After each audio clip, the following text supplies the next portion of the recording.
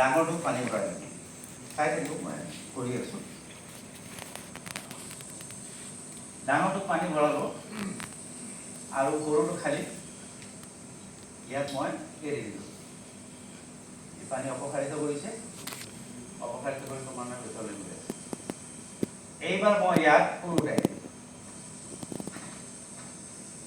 উৰুটাই দি মই এৰি দিম। এৰি দিলে টেষ্ট টিউবটো ৰৈ যাব নে পৰি যাব? ৰৈ গ'ল। কেৱল ৰৈ যোৱা নাই, আৰু এটা পৰিঘটনা ঘটি আছে, আপোনালোকে চাব।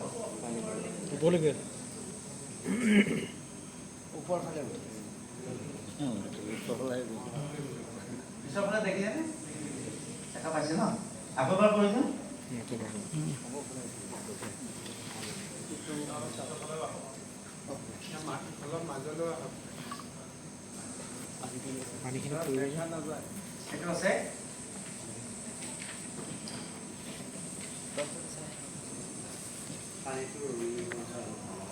মই এইখিনি ৰৈ দিয়ক।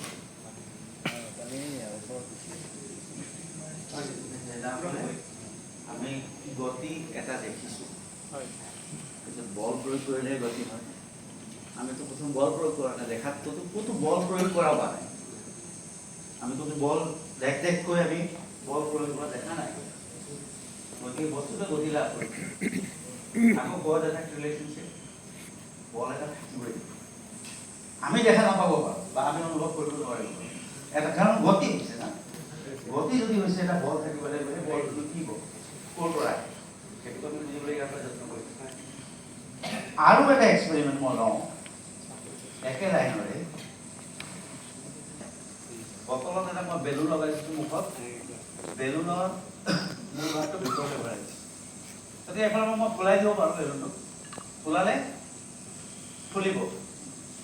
আৰু মই যদি এৰি দিওঁ বেলুনটো কোচ খাই দিব। সেইটো আমাৰ অভিজ্ঞতা। এবাৰ কৰি দিয়ক।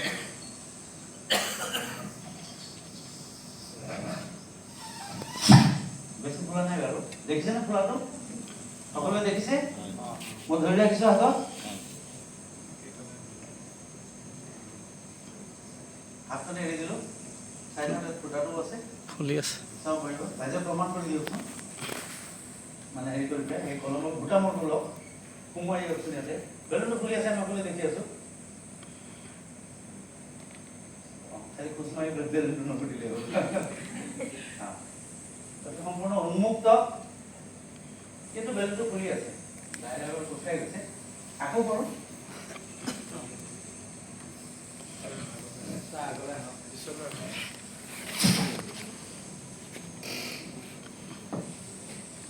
এৰি দিলোঁ। চাওক, বেলুনটো খোলা আছে। প্ৰমাণ কৰি চাই, আপুনি প্ৰমাণ কৰি দিয়ক। খোলা আছে, কিন্তু বেলুনটো ফুলি আছে। বেলুনটো সকলোৱে দেখি আছে, ফুলি আছে। দেখাত যাদুৰ দৰে লাগিছে, দেখাত যাদুৰ দৰে লাগিছে বুলিহে কওঁ মই। যাদু নহয়, যাদু ইজ এন আৰ্ট। যেতিয়ালৈকে এইটো এক্সপ্লেইন কৰি দিয়া নাযায়, তাক আৰ্টৰ ভ্ৰমত মানুহক যেতিয়া আনন্দ দিয়াৰ যিমান আমাৰ সা সৰঞ্জাম থাকে, সেইটো লৈ পেলাই আমি আচম্বিতভাৱে কিবা এটা ঘটনা ঘটিছে, আচৰিত ঘটনা এটা ঘটিছে, তাকে আমি যাদু বুলি কওঁ। এতিয়া দেখাত আমি যাদু বুলি যিটো বুজোঁ, সেইটো যেনেই বুজোঁ। যিহেতু ইয়াত এটা আকৌ কজ এফেক্ট ৰিলেশ্যনশ্বিপৰ কথা কৈছোঁ, এফেক্ট এটা দেখিছোঁ, কজটো বিচাৰি পোৱা নাই। কিন্তু আমি আশ্বস্ত যে কজ এটা আছে, কজ এটা থাকিবই লাগিব। বেলুনটো ফুলি উঠিছে, গতিকে যদি মই অলপ আৰ্টিষ্টিক হেৰিৰে মই যদি কওঁ, এনেকৈ কওঁ, খোজ খাই যাব। সেইবোৰ আপোনাৰ নাটকীয় কিছুমান কথাবিলাক থাকে। এতিয়া আমি আহিম লাহে লাহে ৰাখিছোঁ। এইখিনি থাকিল নে? বেলুনটো একো নাই, এইটো লৈ পেলাই প্ৰথমে মুখতো লগাই দিলোঁ, বাকী ওপৰটো আপুনি আনি ঠেলি দিলোঁ।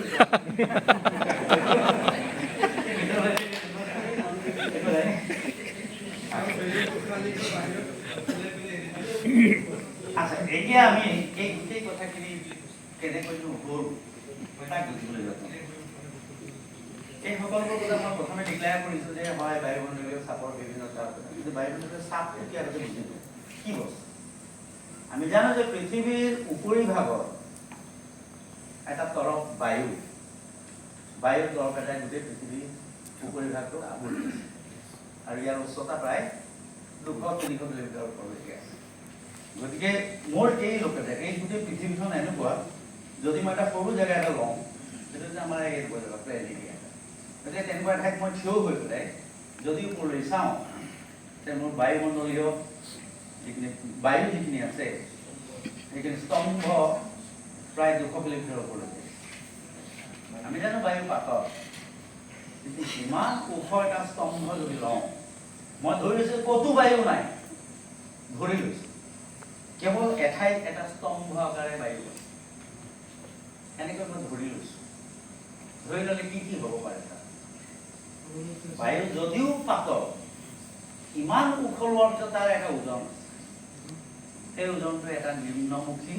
বল এটা হয়নে তাৰপিছত তৰল পদাৰ্থবিলাকৰ কি হয় ক'ৰবাত খুন্দা খালে কি সদায় ওপৰমুৱা এটা সদায় শক্তি দিয়ে এইটো আমি পাইছোঁ তাক যাক আমি প্লাবিতা বুলি আচলতে এইটো ৰিয়েকশ্যন সেই ৰিয়েকশ্যন আৰু আন কিছুমান সৰু সৰু কথা আছে তৰলৰ ধৰ্ম সেইবিলাক লৈ পেলাই এটা ঊৰ্ধ্বমুখী বল এটা ওপৰ আহে কিন্তু বল বুলি ক'লে অলপমান আমাৰ কাৰণে অসুবিধা হয় কাৰণ কিমান বল প্ৰয়োগ হৈছে বুলি কোৱাৰ লগে লগে আপুনি যদি ইমানখিনি এৰিয়া লৈছে তেতিয়াহ'লে বহুত বল পাব সৰু এৰিয়া এটা লৈছে